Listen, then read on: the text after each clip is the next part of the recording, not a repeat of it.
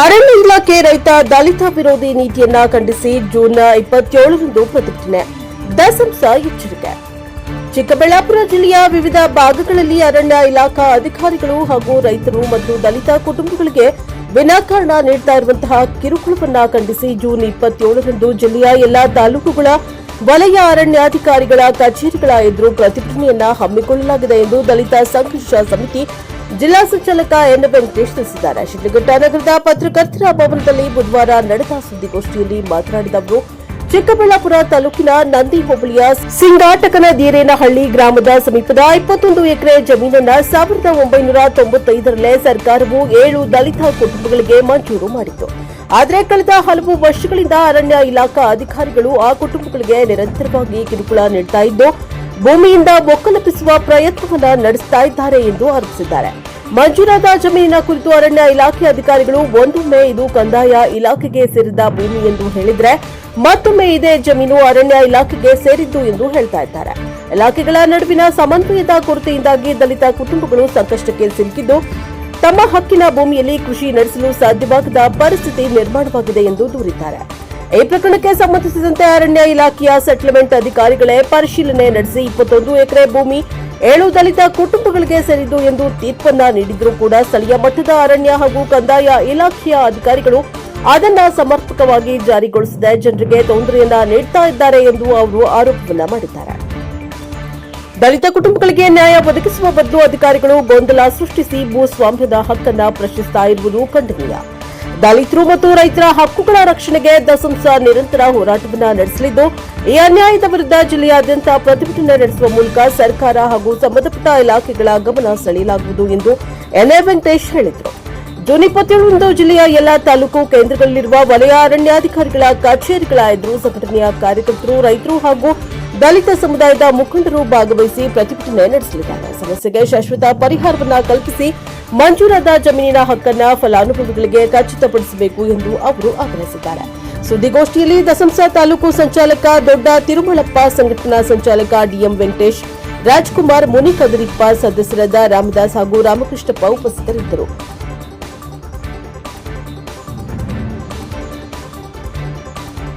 Bureau report Lokesh NKS ಟಿವಿ4 ಶಿಡ್ಲಘಟ್ಟ.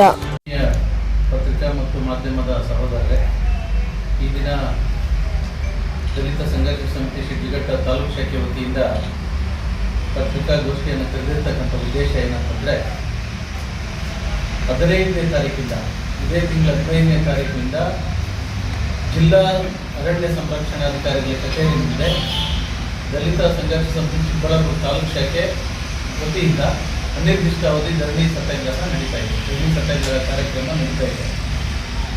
ಈ ಕಾರಣ ಏನಪ್ಪ ಅಂತಂದರೆ, ಚಿಕ್ಕಬಳ್ಳಾಪುರ ತಾಲೂಕು ನಂದಿ ಹೋಬಳಿ ಸಿಂಗಾಟಕನದೇರೇನಹಳ್ಳಿ ಅಂತಕ್ಕಂಥ ಗ್ರಾಮದಲ್ಲಿ 1972-73ರಲ್ಲಿ ಸುಮಾರು 7 ಜನ ದಲಿತರಿಗೆ ತಲಾ 3 ಎಕರೆ ದರಖಾಸ್ತು ಮೂಲಕ ಮಂಜೂರಿಯಾಗಿ ಸರ್ವೆ ನಂಬರ್ 67 ಮಂಜೂರಿ ಆದ ನಂತರ ದುರಸ್ತಿನೂ ಆಗ್ತದೆ. ಸುಮಾರು 60-65 ವರ್ಷಗಳಿಂದ ಅಲ್ಲಿ ಎಲ್ಲ ಮಂಜೂರಾಗಿರ್ತಕ್ಕಂಥ ಎಲ್ಲ ರೈತರು ಆ ಜಮೀನುಗಳಲ್ಲಿ ಉಳುಮೆ ಮಾಡಿಕೊಂಡು ಜೀವನ ಸಾಗಿಸ್ಕೊಂಡು ಬರ್ತಾ ಇರ್ತಾರೆ. ಈಗ ಅರಣ್ಯ ಅಧಿಕಾರಿಗಳ ಕಚೇರಿ ಮುಂದೆ 15ನೇ ತಾರೀಕು ನಾವೇನು ಹೋರಾಟ ಶುರು ಮಾಡಿದ್ವೋ ಅದರ ಮಾರನೇ ದಿನ 16ನೇ ತಾರೀಕು ಒಂದು ಸಭೆ ಕರೀತಾರೆ. ಯಾರು ಜಿಲ್ಲಾ ಸಂರಕ್ಷಣಾಧಿಕಾರಿಗಳು ಸಭೆ ಕರೆದು ಆ ಸಭೆಯಲ್ಲಿ ಮಾನ್ಯ ಉಪವಿಭಾಗಾಧಿಕಾರಿಗಳು ಇತರೆ ಅಧಿಕಾರಿಗಳೆಲ್ಲ ನಮ್ಮೊಂದಿಗೆ ಸಭೆ ನಡೆಸಿದಾಗ ಅವರು ಒಂದು ತೀರ್ಮಾನ ತಗೊಳ್ತಾರೆ. ನಾಳೆನೇ ಒಂದು ಜಂಟಿ ಸರ್ವೆ ಮಾಡೋಣ, ಆ ಜಮೀನನ್ನು ಜಂಟಿ ಸರ್ವೆ ಮಾಡಿ ಆದಮೇಲೆ ಈ ಜಮೀನು ನಿಮ್ಮದ ಅಥವಾ ಅರಣ್ಯ ಇಲಾಖೆಗೆ ಸೇರಿದ ಅಂತ ಒಂದು ತೀರ್ಮಾನಕ್ಕೆ ಬರೋಣ ಅಂತ ಹೇಳಿ, ಅದಕ್ಕೆ ಮುಂಚೆ 72-73ರಲ್ಲಿ ದಲಿತರಿಗೆ ಮಂಜೂರಾಗಿದ್ದ ನಂತರ 1991ರಲ್ಲಿ ಇದೇ ಕಂದಾಯ ಇಲಾಖೆ 183 ಎಕರೆಯನ್ನ ಅರಣ್ಯ ಇಲಾಖೆಗೆ ಹಸ್ತಾಂತರ ಮಾಡ್ತಾರೆ, ವರ್ಗಾವಣೆ ಮಾಡ್ತಾರೆ. ಇನ್ನು 81 ಎಕರೆ ಕಂದಾಯ ಇಲಾಖೆಗೆ ಉಳಿಸ್ಕೊಳ್ತಾರೆ. ಅಂತ ಸಂದರ್ಭದಲ್ಲಿ ಅವರು ನಮ್ಮ ದಾಖಲೆಗಳನ್ನು ಪರಿಶೀಲನೆ ಮಾಡ್ತಾರೆ, ಅವ್ರ ದಾಖಲೆಗಳನ್ನು ಪರಿಶೀಲನೆ ಮಾಡಿ ಸಭೆಯಲ್ಲಿ ಒಂದು ತೀರ್ಮಾನ ಆಗಿ ಮಾರನೇ ದಿನ ಎಲ್ಲರೂ ಅಲ್ಲಿ ಸರ್ವೇಯರ್ಗಳೆಲ್ಲ ಹೋಗಿ ಸ್ಪಾಟ್ಗೆ ಹೋಗಿ ಸರ್ವೆ ಮಾಡಿದಾಗ ಅರಣ್ಯಾಧಿಕಾರಿಗಳಿಗೆ ಇದು ಜಮೀನು ನಮಗೆ ಸಂಬಂಧಿಸಿಲ್ಲ, ಇದು ಕಂದಾಯ ಇಲಾಖೆಗೆ ಸೇರಿರ್ತಕ್ಕಂಥದ್ದು, ಇದಕ್ಕೂ ನಮ್ಗೆ ಸಂಬಂಧ ಇಲ್ಲ, ನೀವು ಇನ್ನು ಜಮೀನು ನೀವು ಈ ಧರಣಿ ಅಂತ್ಯ ಮಾಡ್ರಿ, ನೀವು ಜಮೀನುಗಳೆಲ್ಲ ಉಳುಮೆ ಮಾಡ್ಕೊಬೋದು ಅಂತ ಹೇಳಿ ಅಲ್ಲಿನ ತಹಶೀಲ್ದಾರ್ಗೆ ಒಂದು ಅರ್ಜಿ ಹಾಕ್ತಾರೆ. ಏನಂದ್ರೆ ಇದು ಈ ಮುಂಚೆನೆ ನಾವು ಏನು 2 ವರ್ಷಗಳ ಹಿಂದೆ ಈ ಜಮೀನನ್ನು ನಾವು ಅಕ್ವಿಸಿಷನ್ ಮಾಡ್ಕೊಂಡಿದ್ವೋ, ವಶಪಡಿಸ್ಕೊಂಡ್ವೋ ಅರಣ್ಯ ಇಲಾಖೆಗೂ, ಆ ನಂತರ ಇವರು ದಲಿತ ಎಲ್ಲಾನು ಫಾರೆಸ್ಟ್ ಸೆಟಲ್ಮೆಂಟ್ ಆಫೀಸರ್ ಅಂತ ಇರ್ತಾರೆ, ಅವ್ರ ಹತ್ರ ಒಂದು ಅರ್ಜಿ ಸಲ್ಲಿಸ್ಕೊಂತಾರೆ, ಈ ತರ ನಮ್ಗೆ ಅನ್ಯಾಯ ಆಗ್ತಾ ಇದೆ ಅಂತ. ಅವರು ವಿಚಾರಣೆ ನಡೆಸಿ ದಾಖಲೆಗಳನ್ನು ಪರಿಶೀಲನೆ ಮಾಡಿ, ಇಲ್ಲ ಇದು ದಲಿತರಿಗೆ ಸೇರಬೇಕಾಗಿರ್ತಕ್ಕಂಥ ಜಮೀನಿದು, ಇದು ನಮ್ಮ ಇಲಾಖೆಗೆ ಸೇರಿರೋದಿಲ್ಲ ಅಂತ ಸಿಂಧುಗೊಳಿಸ್ತಾರೆ. ಸಿಂಧುಗೊಳಿಸಿ ಆದೇಶ ಹೊರಡಿಸ್ತಾರೆ. ಅದನ್ನೆಲ್ಲ ಇಟ್ಕೊಂಡು ಇವರು ತಹಶೀಲ್ದಾರ್ ಅವರಿಗೆ ಒಂದು ಅರ್ಜಿಯನ್ನ ಹಾಕ್ತಾರೆ. ಇದು ನಮಗೆ ಸೇರಿದ್ದಲ್ಲ, ಇದು ಸಂಪೂರ್ಣವಾಗಿ ನಿಮ್ಮ ಕಂದಾಯ ಇಲಾಖೆಗೆ ಸೇರಿರ್ತಕ್ಕಂಥದ್ದು. ನೀವು ಇನ್ನೊಂದ್ಸಲ ಇವರ ಮಂಜೂರಾತಿಯ ನೈಜತೆಯನ್ನ ಎಲ್ಲವನ್ನ ಪರಿಶೀಲನೆ ಮಾಡಿ ಇವ್ರಿಗೆ ಯಾವ ರೀತಿಯಲ್ಲಿ ನ್ಯಾಯ ದೊರಕಿಸ್ಕೊಡ್ತೀರೋ ದೊರಕಿಸ್ಕೊಡಿ ಅಂತ ಒಂದು ಅರ್ಜಿ ಹಾಕ್ತಾರೆ. ನಾವು ಆಯ್ತು ತಹಶೀಲ್ದಾರ್ ಅವರು ಸ್ಪಾಟಿಗೆ ಬರಲಿ, ನಮ್ಮ ಧರಣಿ ಸ್ಥಳಕ್ಕೆ ಬರಲಿ, ಬಂದು ಒಂದು ಸ್ಪಷ್ಟೀಕರಣ ಕೊಡಲಿ ಅಂತ ಧರಣಿಯನ್ನು ಮುಂದುವರಿಸ್ತೀವಿ. ಇವತ್ತಿಗೆ 10 ದಿನ ಆಗಿದೆ, ಇದುವರೆಗೂ ತಹಶೀಲ್ದಾರ್, ಚಿಕ್ಕಬಳ್ಳಾಪುರ ತಹಶೀಲ್ದಾರ್ ಅವರು ಧರಣಿ ಸ್ಥಳಕ್ಕೂ ಬಂದಿಲ್ಲ. ಏನು ಅರಣ್ಯ ಅಧಿಕಾರಿಗಳು ಅರ್ಜಿ ಕೊಟ್ಟಿದ್ದಾರೆ, ಆ ಅರ್ಜಿಗೆ ಯಾವುದೇ ರೀತಿಯ ಪ್ರತ್ಯುತ್ತರವನ್ನು ಕೊಟ್ಟಿಲ್ಲ, ದಲಿತರಿಗೆ ನ್ಯಾಯ ಕೊಡಿಸ್ತಕ್ಕಂಥ ಕೆಲಸನೂ ಮಾಡಿಲ್ಲ.